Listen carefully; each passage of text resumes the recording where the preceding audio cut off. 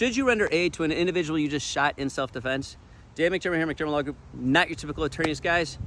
I'm unaware of any jurisdiction in this country which legally requires you to render aid to your assailant, to your attacker, following a self-defense shooting. Now, that said, many people might say, well, isn't the prosecutor going to then argue that if you had rendered aid, maybe this person's injuries wouldn't have been so bad, or maybe this person wouldn't have died if in fact they died as a result of the shooting?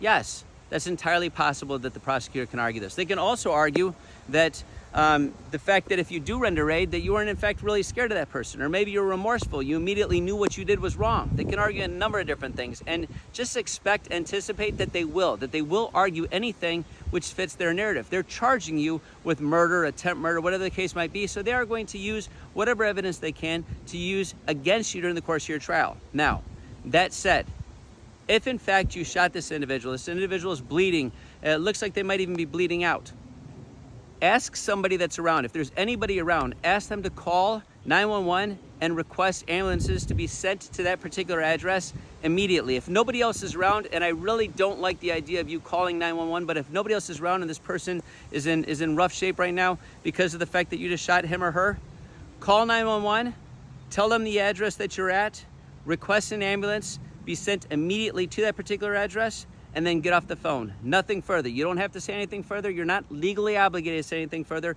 And if you do say anything further, anything that you say can and will be used against you. Remember that. Hopefully this is helpful. Talk to you soon.